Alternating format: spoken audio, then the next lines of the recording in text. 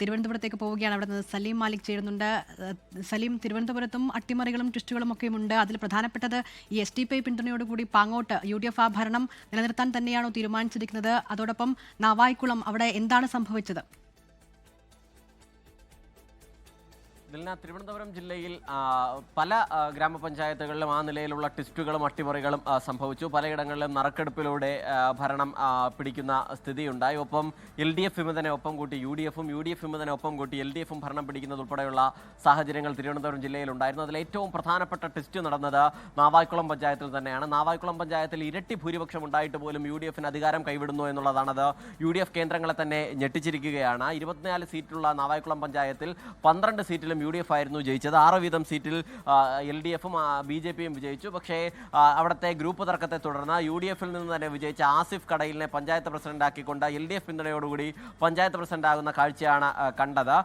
ഈ LDFിന്റെ 6 അംഗങ്ങളും ഒപ്പം UDFിലെ 4 അംഗങ്ങളും ആസിഫ് കടയിൽ ഉൾപ്പെടെയുള്ള 4 അംഗങ്ങളും വോട്ട് ചെയ്തതോടുകൂടി 10 വോട്ട് എന്നുള്ള നിലയിലേക്ക് എത്തി. UDFിന്റെ ഔദ്യോഗിക സ്ഥാനാർത്ഥിക്ക് 8 വോട്ട് മാത്രമാണ് ലഭിച്ചത്. അതോടുകൂടിയാണ് വലിയൊരു അട്ടിമറി അവിടെ സംഭവിച്ചത്. 12 ഔദ്യോഗിക അംഗങ്ങളെ വിജയിപ്പിച്ചതിന് ശേഷമാണ് ഔദ്യോഗിക സ്ഥാനാർത്ഥിക്ക് 8 വോട്ടുകൾ മാത്രം ഉണ്ടായത്. ഒപ്പം തന്നെ മറ്റു പ്രധാനപ്പെട്ട ട്വിസ്റ്റ് നടന്നത് പാങ്ങോട് പഞ്ചായത്തിലാണ്. പാങ്ങോട് പഞ്ചായത്തിൽ ഇരു മുന്നണികളും തുല്യത പാലിക്കുകയായിരുന്നു. വെൽഫെയർ പാർട്ടിയുടെ കൂടി പിന്തുണയോടുകൂടിയായിരുന്നു UDF അവിടെ 7 സീറ്റ് നേടിയത്.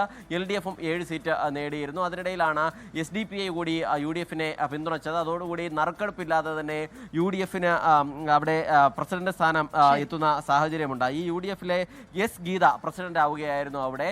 എന്നാൽ അതിന് പിന്നാലെ തന്നെ വലിയ വിമർശനങ്ങൾ ഉണ്ടായി. പാർട്ടിയിൽ നിന്ന് തന്നെ 2 അഭിപ്രായം ഉയർന്നതോടുകൂടി ഇന്ന് ഉച്ചയ്ക്ക് ശേഷം ഒരുപക്ഷെ വൈസ് പ്രസിഡന്റ് തെരഞ്ഞെടുപ്പിന് തൊട്ട് മുൻപ് പ്രസിഡന്റ് സ്ഥാനം രാജിവെക്കാനുള്ള ആലോചനയുണ്ട്. എന്നാൽ അതിനൊരു വിഭാഗം ആളുകൾ വഴങ്ങുന്നില്ല എന്നുള്ളതാണ് പ്രധാനപ്പെട്ട കാര്യം.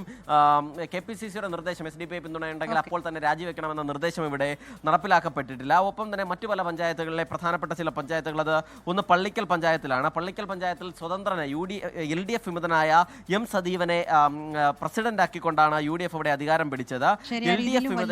ട്വിസ്റ്റുകളും അട്ടിമറികളും തിരുവനന്തപുരം ജില്ലയിലെ വിവിധ പഞ്ചായത്തുകൾ ഉണ്ട്. സലീം മാലിക്കാണ് വിവരങ്ങൾ നൽകിയത്. ലോകത്തെവിടെയായാലും ഏത് സമയത്തും 24 വാർത്തകളും ഓഗ്മെന്റഡ് റിയാലിറ്റി പാക്കേജുകളും എക്സ്പ്ലെയിനറുകളും വിശദമായി കാണാൻ ഞങ്ങളുടെ YouTube ചാനൽ നിങ്ങൾക്ക് സബ്സ്ക്രൈബ് ചെയ്യാം.